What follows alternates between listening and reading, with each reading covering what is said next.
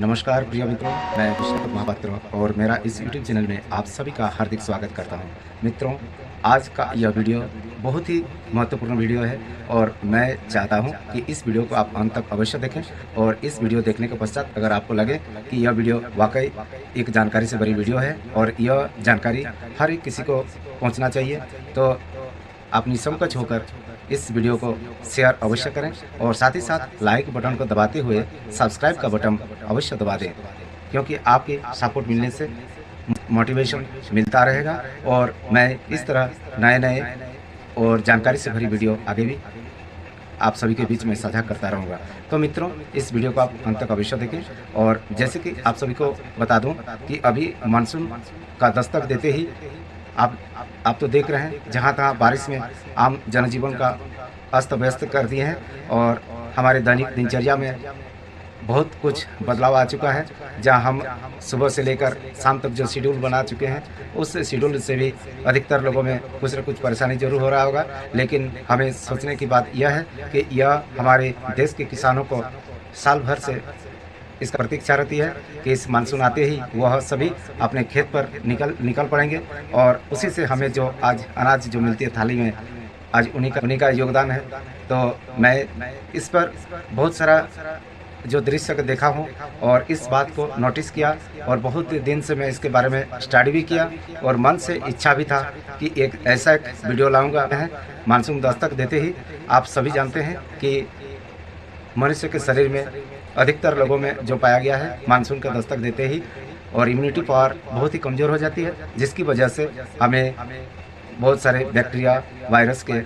हम शिकार हो जाते हैं। जैसे कि हमें सर्दी खांसी बुखार, ये तो आम बात सी है कि इससे बारिश के साथ साथ हमें इसका बुखार आते ही रहता है, लेकिन इसके साथ साथ मलेरिया का प्रकोप भी इसी समय होता है। अगर हम असावधानी रहें तो इसका शिकार होना स्वाभाविक है। और साथ ही साथ डायरिया जैसे महामारी जैसे बीमारी है, ये सब से बचने के लिए हमें बहुत कुछ उपाय करना पड़ता है, हमको संयमित रहना पड़ता है हम सभी को, इसलिए कि अभी बरसात के मौसम में बहुत कुछ हमें दैनिक जीवन में बहुत कुछ परहेज करके भी चलना पड़ता है। तो मित्रों, जो मैं मूल टॉपिक्स पर आता हूँ, जिस विषय को लेकर यह मैं वीडियो बना रहा हूँ, साथ जो दफ्तर में जाती है सुबह को मान के चलिए, और ऐसे बारिश का मौसम में दफ्तर में जो जनरल शिफ्ट जिसे कहा जाता है 8:30 से 5 बजे के बीच में अधिकतर महिलाएं कल कारखाना में हो या दफ्तर में हो, इसी समय पर अधिकतर अपना जॉब में निकल पड़ती है और इसकी वजह से उसका पैर में भी इन्फेक्शन हो जाती है, जिसकी वजह से हमेशा पैर को खुजलाती रहती है। असल में वो सब इतना तकलीफ है और मैंने इस ऐसा दृश्य को कई बार मैंने देखा हूँ। अभी किसान परिवार में जो है, उनका पूरा परिवार अपना खेती में काम करते हैं इसी समय, और घंटों तक जो पानी और कादों में उसका पैर डूबा हुआ रहता है। इसमें उनके पैर में फंगल इन्फेक्शन का ज़्यादा उसमें आशंका बनी रहती है। मैं कुछ महिलाओं का वो पैर के नीचे भी, उंगली के नीचे जो देखते हैं कि फंगल इन्फेक्शन का सिम्टम दिखता है, और अक्सर यह देखा भी जाता है कि अधिकतर किसान परिवार का इस समय फंगल इन्फेक्शन होता भी है, लेकिन कोई इसको इस पर कोई उपचार कराते भी है और कोई इसको नज़रअंदाज भी कर देते हैं। तो असल में इस बात का मैं आप सभी को ध्यान आकृष्ट करना चाहूँगा कि आप सभी इस वीडियो पर पूरी ध्यानपूर्वक देखें और ज़्यादा खर्च भी नहीं है, लेकिन पूरा परिवार का इसमें आप उपचार कर सकते हैं। और ऐसा जो तकलीफ़ है इस बारिश का मौसम है, इस तकलीफ़ से भी आपको स्थायी मुक्ति भी दिला सकता है। तो मित्रों, आप सभी को बता दूं कि ऐसा बारिश का मौसम में ही आपको फंगल इन्फेक्शन का ज़्यादातर इसमें आशंका बनी रहती है। अगर फंगल इन्फेक्शन हुई है तो मैं सिर्फ एक ही जो सबसे ज़्यादा इस परेशानी को सभी झेल रहे हैं और जो मैंने देखा हूँ और जिस संबंध में इस वीडियो को मैं बना रहा हूँ, पहले उस बात को किया जाए। और मैं इस वीडियो में सिर्फ वही बताने वाला हूँ, इसको ध्यानपूर्वक सुने। और इस वीडियो के अतिरिक्त आप कुछ करने से पहले, और जो मैं दवा बता रहा हूँ, इस दवा को सिर्फ उसी परिस्थिति हो तो तभी लें, वरना अपने आसपास के चिकित्सक का उचित परामर्श लेने के पश्चात ही इस दवा को प्रयोग करें। तो मित्रों, आप देखेंगे कि जहां आपका पैर में इन्फेक्शन हो चुका है और पैर में आपका जो पैर की तलवों में और उंगली के नीचे, पैर की तलवों उंगली के नीचे जहां पर आपका खुजली हो रही है और वो खुजली आपका आरामदायक है, वो खुजलाते समय आपको किसी प्रकार की कोई कष्ट नहीं हो रही है, बल्कि एक बार खुजलाए तो ज़्यादा खुजलाने का अगर मन हो रहा है। दूसरी बात, वो खुजलाने के साथ साथ कुछ देर पहले, खुजलाने से पहले आपको अगर दर्द हो रहा था, उसमें सूजन हो रहा था, फिर खुजलाने के बाद आप देखते हैं कि उसमें ज़्यादा हमको खुजलाने का मन हो रहा है, यानी उसमें आरामदायक खुजली जिसे कहा जाता है। और कुछ देर खुजलाने के बाद वो चमड़ा छिल जाती है, और छिलने के पश्चात आप जानते हैं कुछ पेशेंट को मैंने देखा हूँ कि उसको ऐसा खुजलाने लगा है कि उसको चमड़ा को छील दिया है। कुछ रफनेस, कुछ इस तरह का कुछ कपड़ा हो या कोई मोटी उस तरह प्लास्टिक की किसी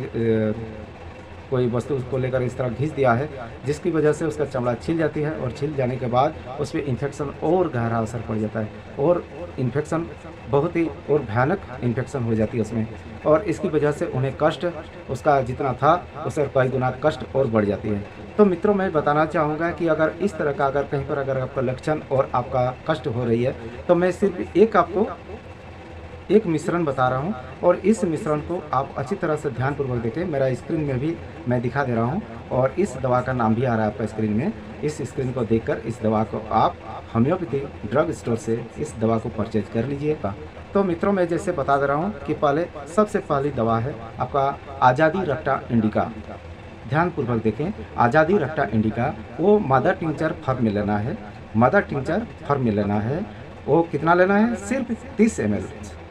30 ml आप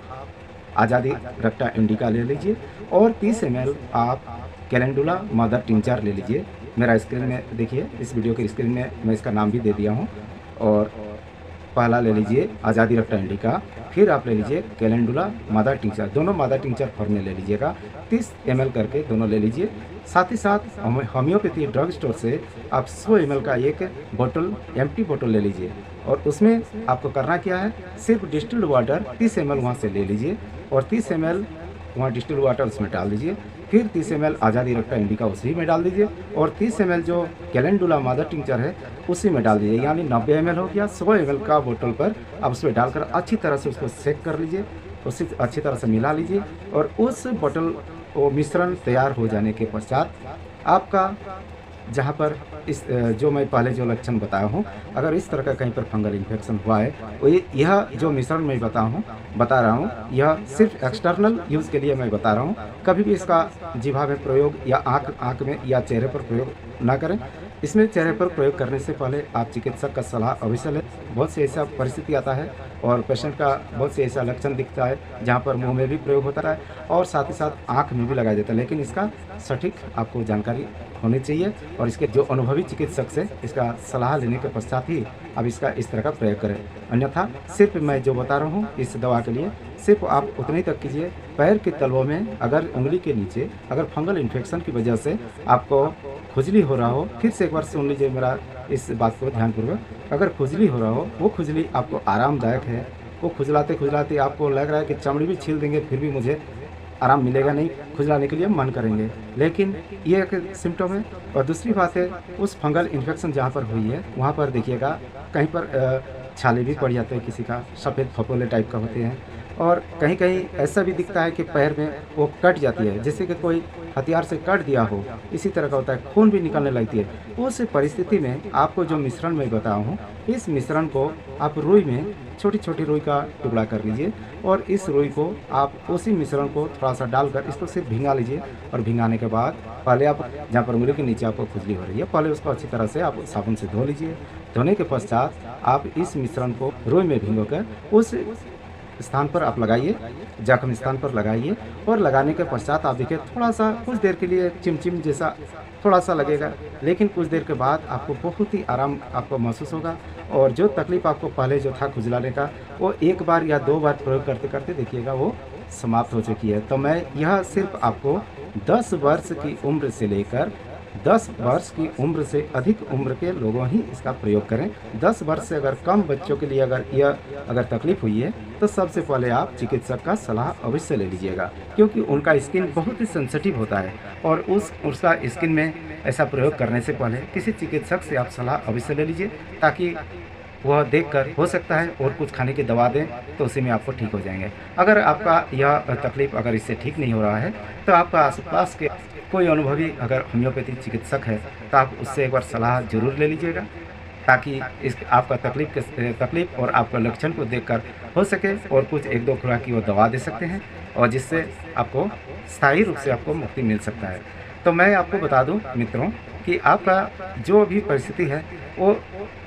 इस मानसून और इस बरसात के मौसम में ऐसी परिस्थिति सबके साथ आती होगी और मैं यह बहुत पहले से मैं सोच रहा था कि यह आप सभी को बता दूं। मैं सिर्फ इस वीडियो में सिर्फ इतना ही बता रहा हूं क्योंकि यह बहुत ही तकलीफ़देह है और बहुत ही कष्टदायक है यह समस्या, और इसी के लिए मैं इस वीडियो को बहुत दिन से सोच रहा था कि इस वीडियो को मैं बनाऊंगा। इस वीडियो को देखकर अगर आप सभी को लगे और आप सभी इसका प्रयोग करके अगर आप सभी को अगर इसी तकलीफ़ से अगर आपको आराम मिला होगा तो एक बार मेरा इस वीडियो में आकर अपना कमेंट बॉक्स में अवश्य अपना विचार को साझा कीजिएगा, ताकि मुझे भी मोटिवेशन मिलता रहेगा और आगे इस तरह का और जानकारी से भरी वीडियो मैं आप सभी के बीच साझा करता रहूँगा। और इसके साथ ही मैं इस वीडियो को विराम देता हूं और आप सभी को इस वीडियो में पूरी बने रहने के लिए आप सभी को बहुत बहुत धन्यवाद। और वीडियो के अंत में पुनः आप सभी से एक बार आग्रह करता हूं कि इस वीडियो को सब्सक्राइब अवश्य कर दीजिएगा और बेल आइकन को दबाना बिल्कुल मत भूलें। आप सभी का दिन शुभ और मंगलमय हो, आप सभी स्वस्थ रहें, सुखी रहें। जय हिंद, नमस्कार।